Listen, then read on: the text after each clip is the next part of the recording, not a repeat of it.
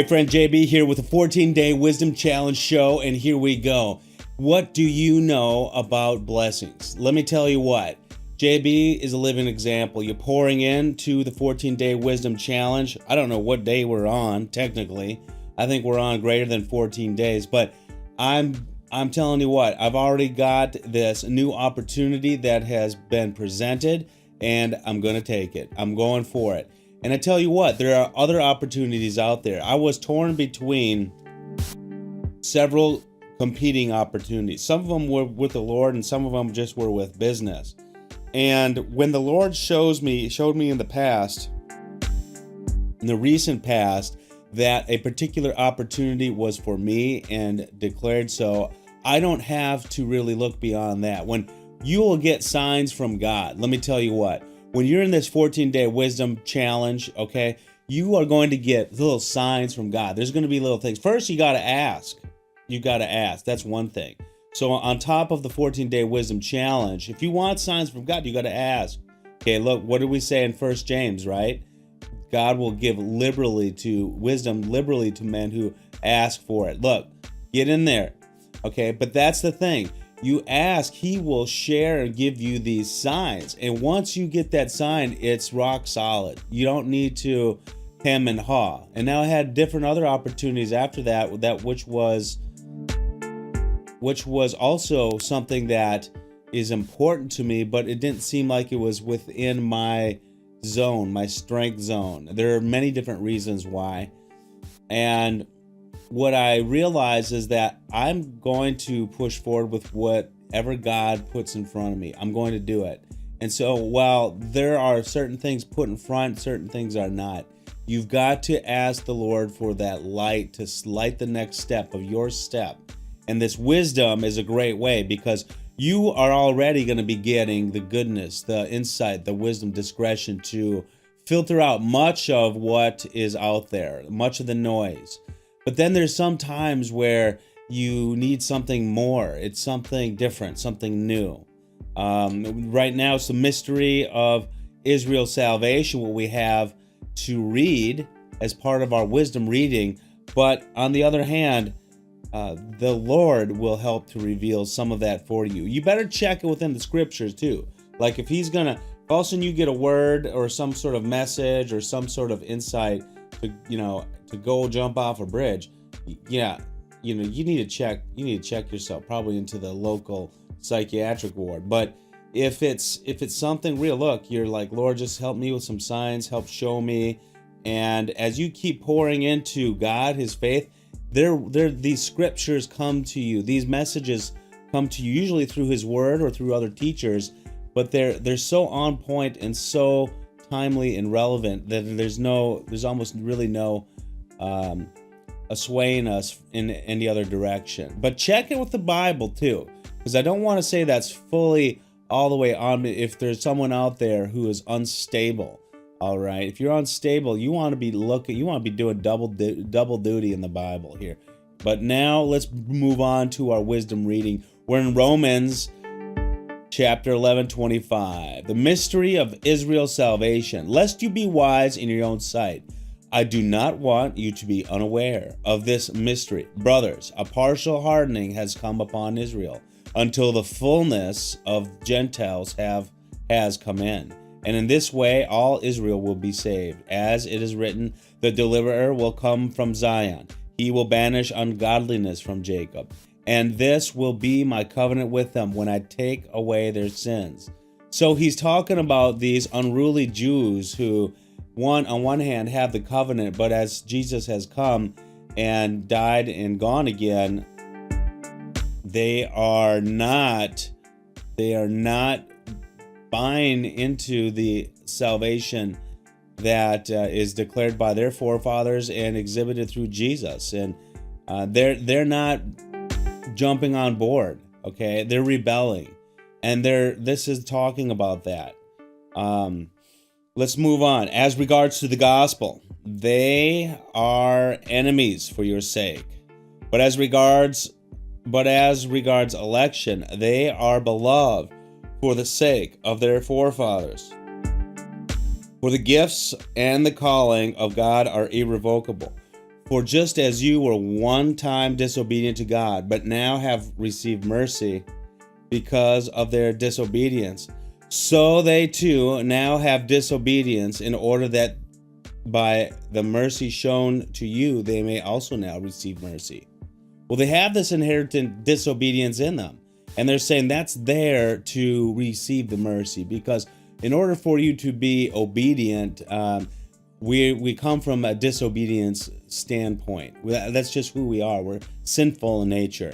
And so in order to truly be in that obedience, we have to move from sin to sinlessness or forgiveness and repentance. Okay?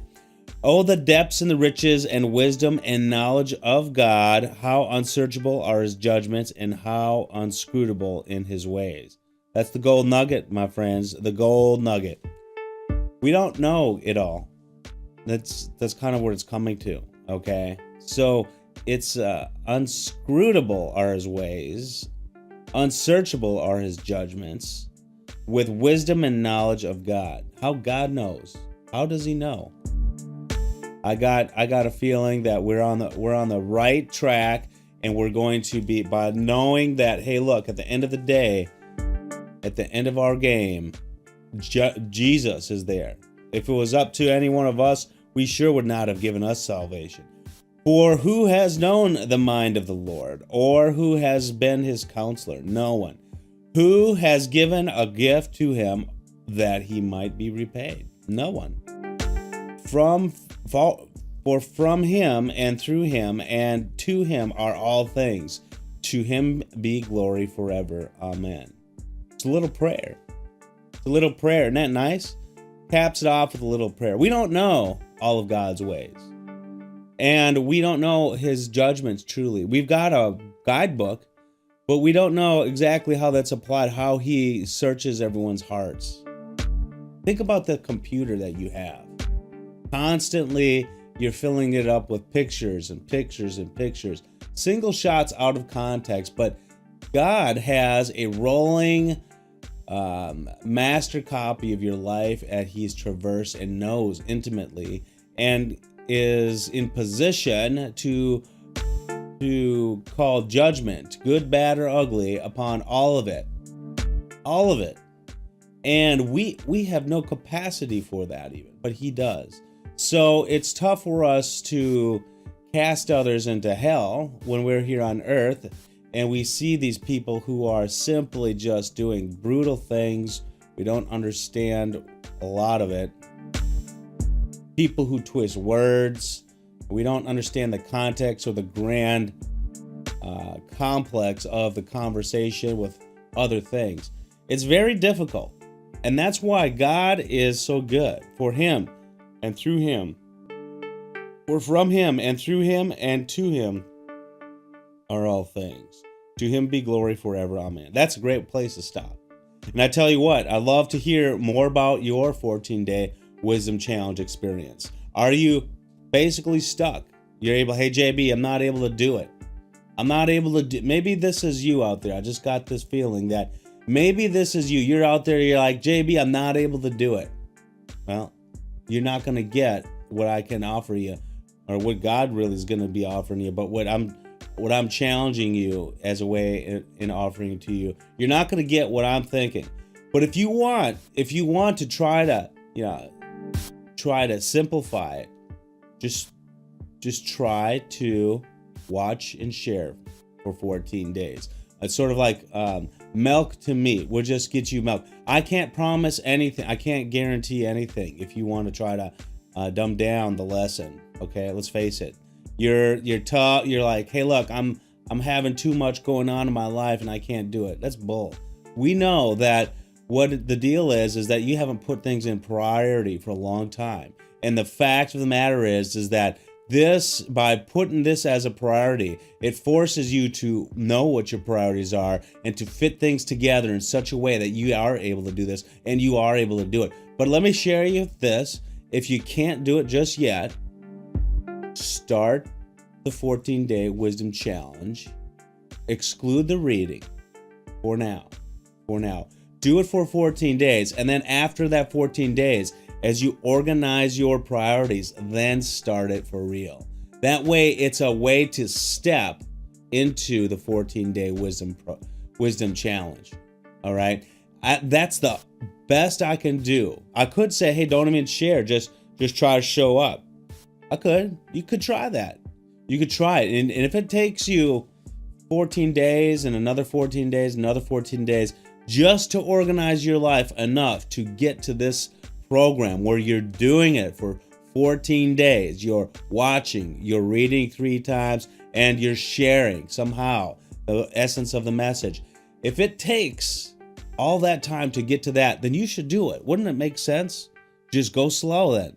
But I tell you what, you're not going to reap the benefit until you do the 14-day wisdom challenge in its fullness, okay? So look forward to some great things. If you got to start slow, hey, look, do that, okay? I think that I'm a firm believer of sort of tough love. I believe you can do it, and I can definitely appreciate being busy, but basically, your priorities are out of whack, just like mine are.